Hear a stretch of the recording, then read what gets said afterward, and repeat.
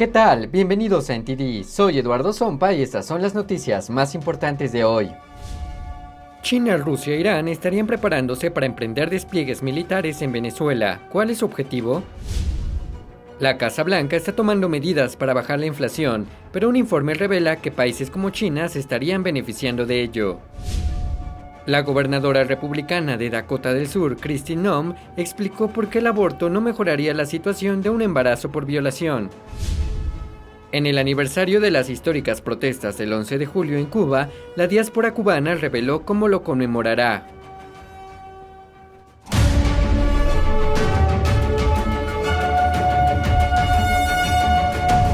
Gracias por acompañarnos en NTD Noticias. China, Rusia e Irán se estarían preparando para realizar ejercicios de guerra en América Latina.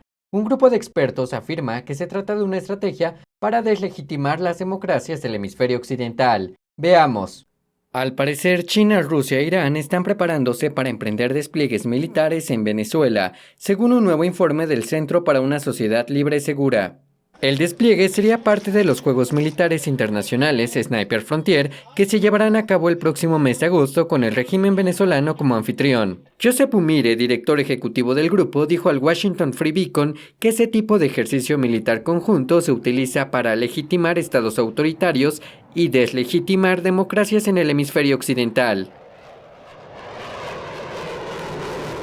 Los ejercicios de guerra muestran que estos países autoritarios se están uniendo y preparándose para hacer una fuerte declaración de que la región está lista para abrazar la llamada fuerza multipolar, según el informe del grupo de expertos. En una reciente declaración durante su participación en el Foro Económico de San Petersburgo, el presidente ruso Vladimir Putin reiteró que la era del orden mundial unipolar ha terminado, mientras se desarrollan nuevos centros de poder con su propio modelo económico que, según Putin, tienen derecho a proteger. De acuerdo al grupo de expertos, él hace referencia a naciones como Venezuela, Rusia, Irán y China. El informe se hizo público luego de la visita de Maduro a 6 países de Eurasia y Medio Oriente el mes pasado, donde impulsó tratos económicos y un acuerdo de 20 años para obtener crudo del régimen iraní. Mientras tanto, continúan las investigaciones sobre la incursión de un avión venezolano-iraní en Argentina, que ha suscitado críticas por sus presuntos vínculos con grupos terroristas iraníes. Según el informe, otros aviones de las aerolíneas Conviasa y Maham Air continuaron volando entre México, Nicaragua, Cuba, Chile, Bolivia y Perú, a pesar de que ambas están sancionadas por Estados Unidos. La Casa Blanca ha tomado algunas medidas para intentar bajar la inflación. Una de ellas es liberar petróleo de nuestras reservas de emergencia con el fin de bajar los precios de la gasolina. Pero parece que parte de ese petróleo ha ido al extranjero en lugar de quedarse en el país y ser refinado aquí. Reuters informa que más de 5 millones de barriles de ese petróleo liberado se exportaron a Europa y Asia el mes pasado, según datos de la aduana y otras fuentes. Phillips 66, la cuarta refinería más grande de petróleo de Estados Unidos, envió unos 470,000 barriles a Italia. También se enviaron más cargamentos a los Países Bajos, India y China. Algunos analistas dicen que la salida de petróleo no ha tenido un efecto real en los precios de la gasolina. Mientras tanto, está agotando la reserva de petróleo de emergencia que el mes pasado cayó al nivel más bajo en 36 años. La contienda por el control de la Cámara de Representantes está en plena marcha a pocos meses de las elecciones. Los demócratas luchan por mantener su escasa mayoría, pero con el aumento de la inflación, el incremento de la delincuencia y la inmigración ilegal, los republicanos dicen estar seguros que ganarán algunos escaños. Melina Weiskopf de NTD analiza algunos de los escaños más vulnerables de la Cámara de Representantes. Los índices de popularidad del presidente Biden van en la dirección equivocada para los demócratas. Los últimos resultados de la encuesta de Reuters muestran que el 57% de los estadounidenses desaprueban el liderazgo de la Casa Blanca y el 38% lo aprueban. Esto, además de las tendencias históricas que favorecen al partido opuesto al presidente durante su primer mandato, hace que las elecciones de noviembre sea una temporada de batalla hacia el Congreso. Los demócratas tienen una escasa mayoría en ambas cámaras, pero aquí están las contiendas más reñidas que podrían cambiar el poder en la Cámara de Representantes. Los distritos 2 y 7 de Virginia están actualmente en manos de demócratas moderados. Los representantes Lauria y Spanberger, que se enfrentan a las candidatas Jane Kiggins y Jasly Vega, respaldadas por los principales republicanos del Congreso. El nuevo gobernador de Virginia acaba de ganar las elecciones arrebatando el puesto a un demócrata, lo que podría insinuar una ola republicana en el estado. Y en Texas, los distritos fronterizos del sur están sintiendo el impacto del aumento de la inmigración ilegal. Una republicana, Mayra Flores, acaba de ganar un escaño que estaba en manos de un demócrata en una elección especial. Esto hace posible una reñida contienda para el representante Henry Cuellar, un demócrata que actualmente representa el Distrito 28. Cuellar es un demócrata más moderado que apoya las restricciones al aborto y ha sido crítico con las políticas de inmigración de Biden. Ahora se enfrenta a la republicana Cassie García. Y 2 escaños en Florida se abrieron recientemente por demócratas que dejaron sus cargos. El Cook Political Report predice que ambos escaños se inclinarán por los republicanos en las elecciones. Otros escaños ocupados por demócratas son Nevada, Ohio y Pensilvania. Aunque los republicanos son los favoritos para ganar la Cámara de Representantes, el Senado es mucho más competitivo. Hay 7 contiendas al Senado que están en el centro de atención este año. Pensilvania tiene actualmente un demócrata y un republicano, y el republicano se está jubilando, por lo que un demócrata tiene la oportunidad de voltear un escaño en ese estado en disputa. El expresidente Trump ha visitado ese estado para apoyar al Dr. Oz, el candidato que está tratando de conseguir el voto republicano.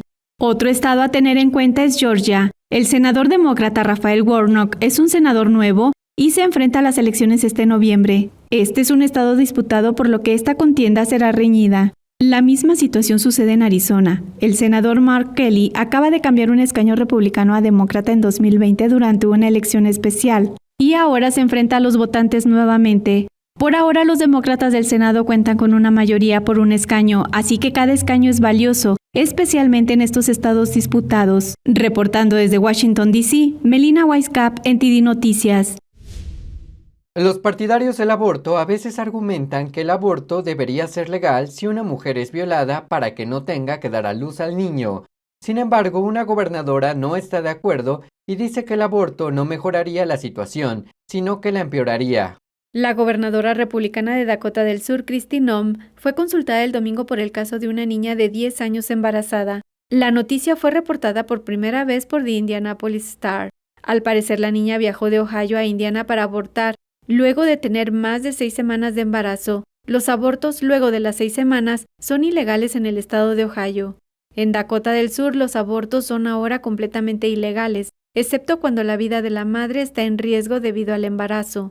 La gobernadora dijo que la niña fue violada, lo que ya es una tragedia, y que ella no agregaría otra tragedia a eso. I don't believe a tragic situation should be perpetuated by another tragedy. And so there's more that we've got to do to make sure that we really are living a life that says every life is precious, especially innocent lives that have been shattered like that 10-year-old girl. El artículo del Indianapolis Star no identificaba ni mencionaba al violador. NTD se puso en contacto con los autores del artículo para verificar si la niña había sido violada, pero no obtuvo respuesta antes de esta transmisión. La gobernadora Noem dijo que aunque no apoya los abortos, las madres involucradas en embarazos no planificados deben recibir la ayuda que necesitan. We need to do a better job of supporting them. I launched a website called life.sd.gov that makes those connections, helps with medical care, financial services, connects them to nonprofits or even adoptive parents that may choose to parent their child if that's the choice that they make. Cuando se le preguntó si apoyaría la licencia familiar remunerada en Dakota del Sur, la gobernadora no dio una respuesta definitiva, pero dijo que cree que es el momento adecuado. Algunos legisladores californianos pretenden convertir a California en lo que llaman un estado santuario transgénero, un proyecto de ley que impediría a otros estados procesar a los jóvenes y las familias transgénero se está abriendo paso en la legislatura. Pero una persona en proceso de transición se ha manifestado en contra del proyecto de ley. Esta es la historia. Una adolescente expresó su arrepentimiento en su viaje de género durante una audiencia de la Comisión de Seguridad Pública de la Asamblea en el Capitolio Estatal. I was medically transitioned from ages 13 to 16. My parents took me to a therapist who affirmed my male identity, and the therapist did not care about causality or encouraged me to learn to be comfortable in my body. Chloe es una detransicionista del Valle Central. Su testimonio se produce cuando el comité aprobó el controvertido proyecto de ley 107 del senador Scott Wiener. Los defensores del proyecto de ley dicen que proporcionará refugio a los jóvenes trans, a sus padres y a quienes defienden y proporcionan atención médica de afirmación de género para menores. Pero Chloe dijo que la atención de afirmación de género que recibió le causó un daño. El terapeuta al que acudió ignoró las dudas sobre la eficacia de las hormonas, los bloqueadores de la pubertad y las cirugías. My parents were given the threat of suicide as a reason to move me forward in my transition. My endocrinologist, after 2 to 3 appointments, put me on puberty blockers and injectable testosterone. Chloe dijo que a los 15 años asistió a una clase de cirugía superior con una docena de otras niñas de su edad o menores. None of us were going to be men. We were fleeing from the uncomfortable feeling of becoming women. I was unknowingly physically cutting off my true self from my body, irreversibly and painfully. Dijo que siguió adelante con la operación, pero que no entendía del todo la decisión que había tomado. Despite having therapists and attending the top surgery class, I really didn't understand all of the ramifications of any of the medical decisions I was making. I wasn't capable of understanding, and it was downplayed consistently. My parents, on the other hand, were pressured to continue my so-called gender journey with a suicide threat. Chloe dice que ahora se arrepiente de sus decisiones y experimenta efectos secundarios negativos de los procedimientos. I will never be able to breastfeed a child. I have blood clots in my urine. I am unable to fully empty my bladder. I do not yet know if I am capable of carrying a child to full term. In fact, even the doctors who put me on puberty blockers and testosterone do not know. Chloe instó al comité a rechazar el proyecto de ley y a establecer salvaguardas para que no se repitan experiencias dolorosas como la suya.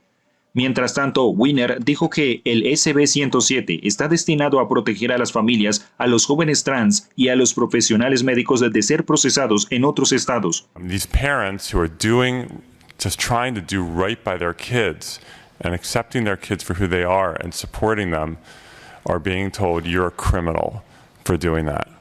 It's disgusting, it's despicable, and California should have no part of that. Según el texto del proyecto de ley, el SB-107 prohibiría a las fuerzas del orden detener o extraditar a los padres acusados de abuso de menores u otros delitos relacionados en otros estados. Texas, por ejemplo, está tomando medidas enérgicas contra el abuso de bloqueadores de la pubertad, las hormonas de sexo cruzado en menores y, en algunos casos, la cirugía de género en menores. Al final, el SB-107 fue aprobado en una votación de 5-2. Ahora se dirige al comité de asignaciones. Al regresar le traemos más noticias sobre un informe de la ONU que califica la frontera de México como la más mortífera del mundo. No se vaya, regresamos.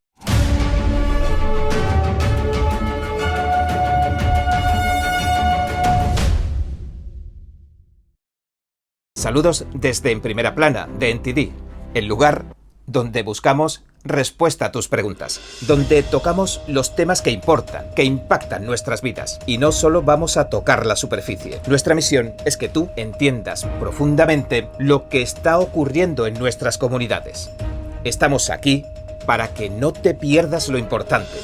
Míranos en YouTube y en Epoch TV de The Epoch Times en español de lunes a sábado a las 10:30 de la noche, hora del este. Te esperamos. Hasta pronto.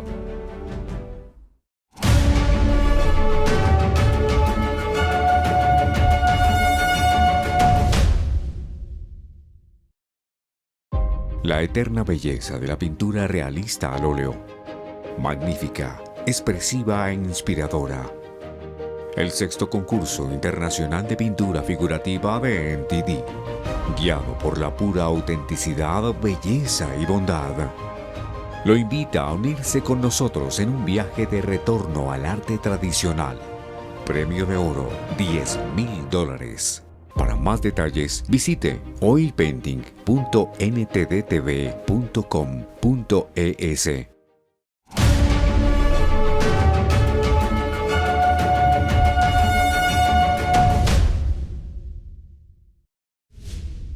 No solo hay un número récord de personas que cruzan ilegalmente la frontera para llegar a los Estados Unidos, también hay un número récord de inmigrantes que mueren en el camino. Un estudio de la ONU dice que la frontera entre México y Estados Unidos es el cruce terrestre más mortífero del mundo. Tenemos la historia. Un estudio de las Naciones Unidas muestra que más de 12,000 personas murieron al cruzar las Américas en 2021. Esto supone un aumento del 53% con respecto al año anterior, y la mayoría de esas muertes se produjeron a lo largo de la frontera entre Estados Unidos y México, según el proyecto de migrantes desaparecidos de la ONU. At the land border, we also have people who are trying to cross deserts, who are getting lost and abandoned. Bodies are found, skeletons are found years later. Todd Bensman es miembro del Centro de Estudios de Inmigración. También es el autor de America's Covert Border War, la guerra fronteriza encubierta de América. The U.S.-Mexico border is extremely deadly by comparison to all previous years, or a lot of previous years, because so many more people are coming to it and crossing it. In answer to the siren call of Biden policies that let people in. Según las estadísticas de la Oficina de Aduanas y Protección Fronteriza obtenidas por The Epoch Times, los agentes de la patrulla fronteriza detuvieron a más de 232,000 personas que cruzaron ilegalmente la frontera en mayo, el total mensual más alto en 23 años. Y en ese mismo mes encontraron a 79 inmigrantes ilegales muertos o que fallecieron al cruzar la frontera, según los datos de la CBP.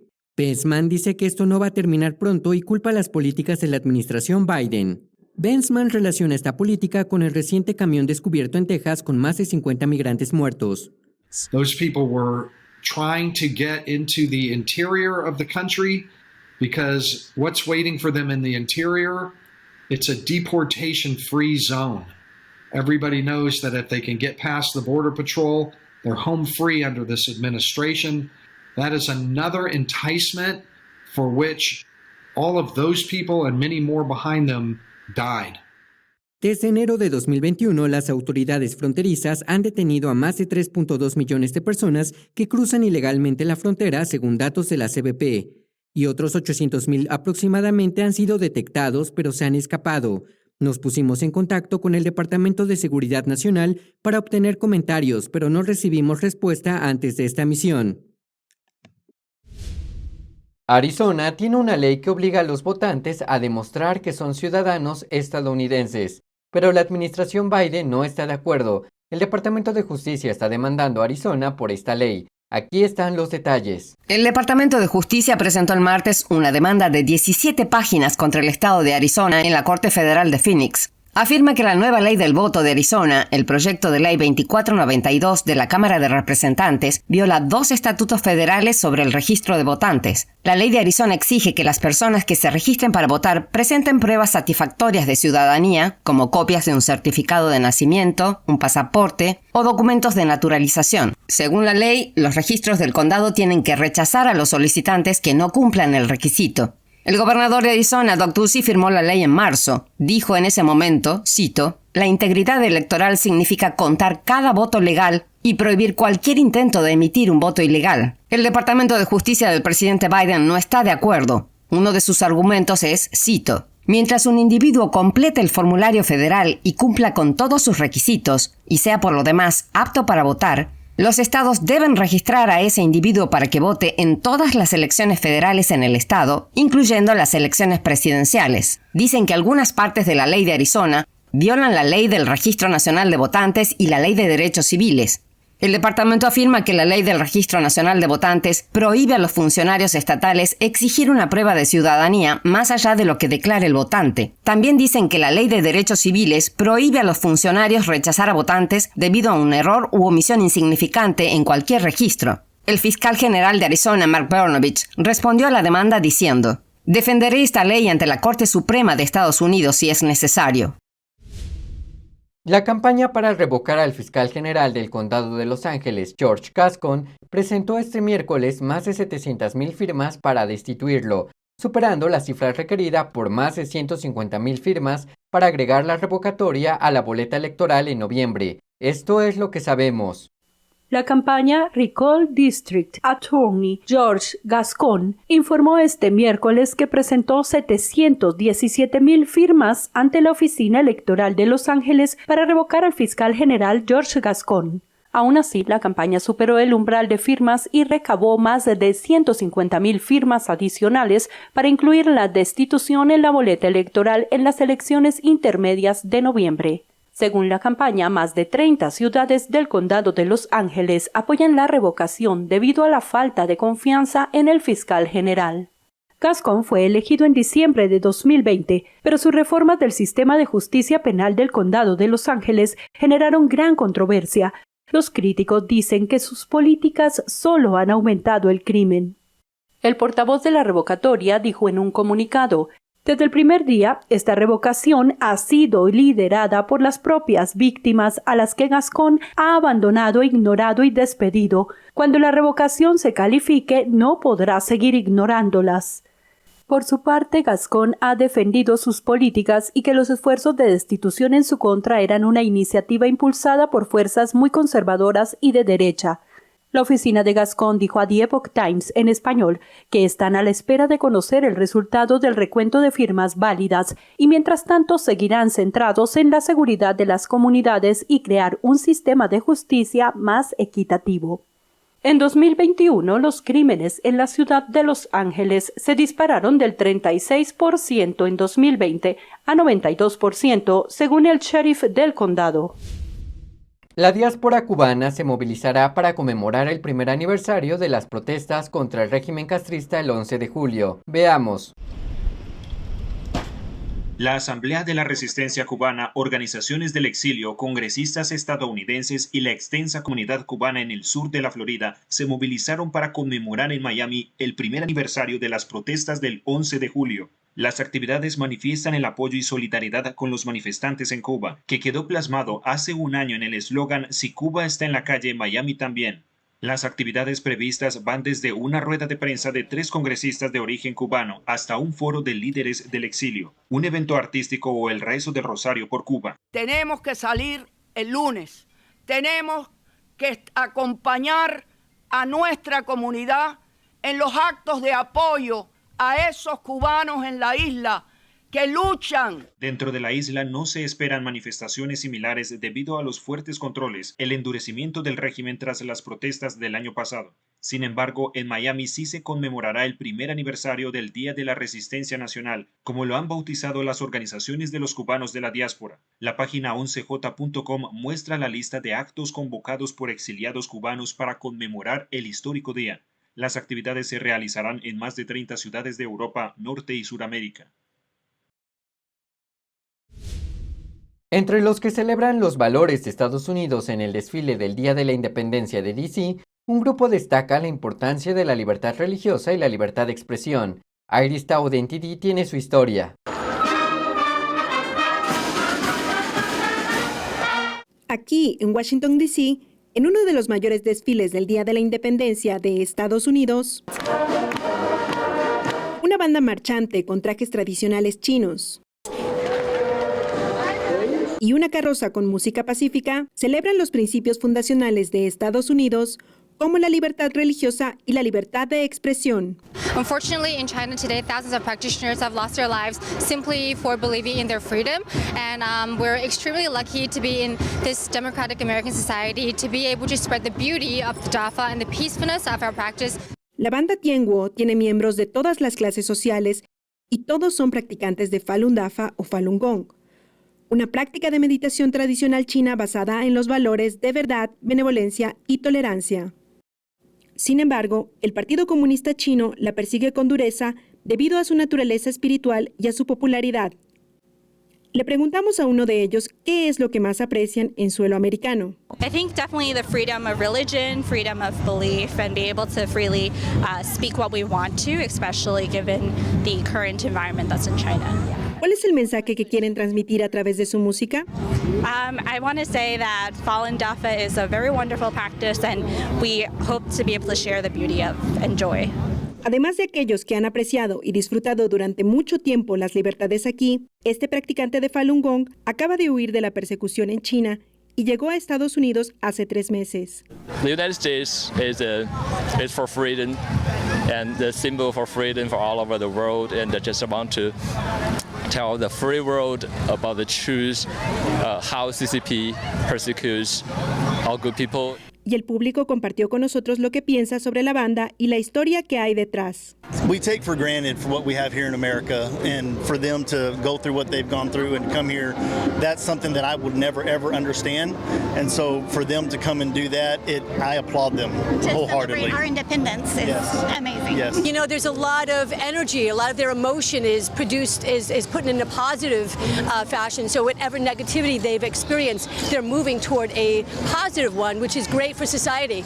All of us, there's a lot of different nationalities here and we're all the same. So bravo for them. Awesome. Informando desde Washington, D.C., Iris Tao, NTD Noticias. Al regresar, analizamos la situación actual de Hong Kong y por qué China es acusada de violar las libertades prometidas a la ciudad. No se vaya, regresamos.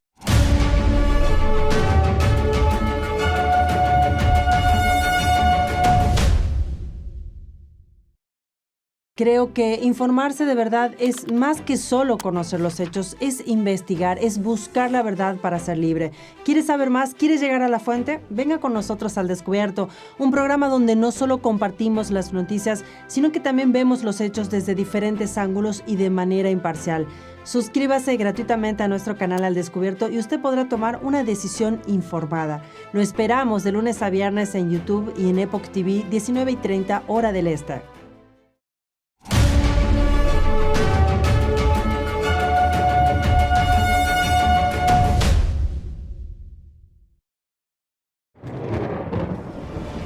Los expertos dicen que lo que pasa en China termina pasando en el resto del mundo. Pero ¿qué pasa en China realmente? Pocos se animan a contarlo. Censura y ocultamiento, persecución de creencias, vigilancia extrema y crédito social. Mírelo antes en China en Foco y entérese de primera mano de noticias que le gustaría saber antes que nadie. Mírenos en YouTube y en Epoch TV del Epoch Times en español, de lunes a viernes a las 7 de la tarde, hora del este.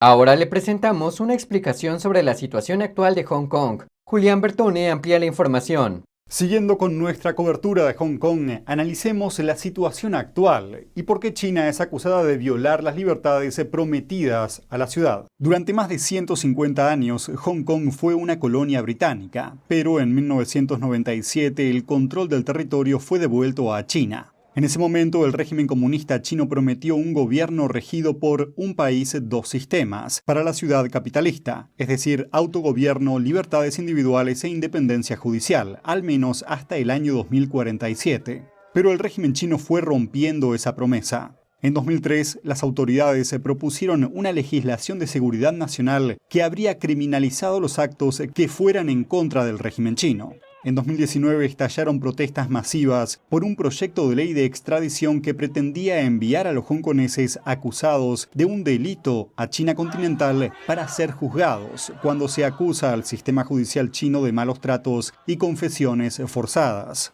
Tras una fuerte represión a las protestas, a las figuras de la oposición y a los medios de comunicación independientes, China impuso en 2020 una ley de seguridad nacional que encarceló a miles de críticos del gobierno de Hong Kong. Los disidentes rápidamente buscaron asilo en el extranjero o fueron intimidados para que guardaran silencio. Para entonces, el gobierno de la ciudad se convirtió en su mayor parte en funcionarios pro-Beijing. Además, se modificó la legislación para que solo los llamados patriotas, los leales al gobierno de China, pudieran tener voz. Y en el último acontecimiento, el ex policía John Lee fue investido el viernes como jefe ejecutivo de Hong Kong. Lee está sancionado por Washington por su papel en la aplicación de la ley de seguridad. El líder del régimen comunista chino Xi Jinping reafirmó el viernes el control de China sobre Hong Kong, contrarrestando las críticas de que las libertades prometidas fueron borradas bajo el Partido Comunista Chino. El Partido Comunista Chino afirma que dejó de sustraer órganos de prisioneros en 2015. Pero en una conferencia de prensa en Bruselas, activistas de derechos humanos revelaron pruebas de que el régimen chino sigue perpetrando este crimen de lesa humanidad. El miércoles pasado se celebró una rueda de prensa sobre el escándalo de la sustracción forzada de órganos por parte del régimen chino en el Club de Prensa de Bruselas en Europa. En un video mostrado en la conferencia, un miembro de la Organización Mundial para la Investigación de la Persecución a Falun Gong habla con un cirujano de un hospital de Xinjiang, en China, haciéndose pasar por un posible cliente. Hablé con usted hace unos días sobre mi nuera, solo necesito su confirmación. ¿Puede conseguir donantes de Falun Gong? Nadie habla abiertamente de esto, pero son donantes sanos, ¿verdad? Sí, así es. Perfecto, muy bien. Sí, así es. Puede elegir un donante a partir de los 30 años. Si tiene suerte, puede conseguir uno de 20 años, o incluso más joven, entre 15 y 20 años. Con suerte todo es posible. Gary Cartwright, editor de EU Today, dijo que la sustracción forzada de órganos a los practicantes de Falun Gong le parece inhumana y que es importante presentar al público la información. This is real deep investigative journalism at its best, and anybody watching that, when they hear reference to an organ donor as young as 15, this brings it into sharp focus. This isn't just a human rights abuse of those we see around us all the time. This is on a par with Holocaust. Los practicantes de Falun Gong, también conocido como Falun Dafa, realizan ejercicios de meditación suaves, cultivando un cuerpo sano y toman como guía los valores universales de verdad, benevolencia y tolerancia. Desde hace casi 23 años son brutalmente perseguidos por el Partido Comunista Chino y son una de las principales víctimas de la sustracción forzada de órganos en China. Chan Yanhua, una practicante de Falun Gong perseguida por el régimen chino, contó su historia.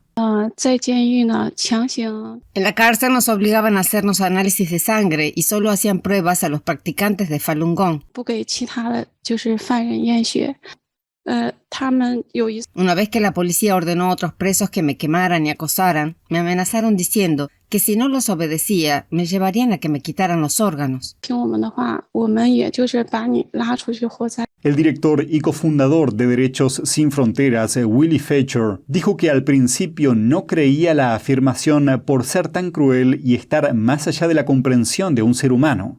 But with the accumulation of the evidence and also the documents and the testimonies of people that have been collected with the incentive of Falun Gong and by professionals from the medical field, it's been now for years obvious that this awful practice by China is a reality. Y esto es todo por hoy. Antes de despedirme, quiero invitarlos a suscribirse a Epoch TV desde la página web es.theepochtimes.com. Aquí podrá acceder a nuestro contenido sin censura y recuerde que puede apoyar nuestra búsqueda de la verdad haciendo una donación en el enlace que está en la descripción. Gracias por acompañarnos. Nos vemos en el noticiero de mañana. Muy buenas noches.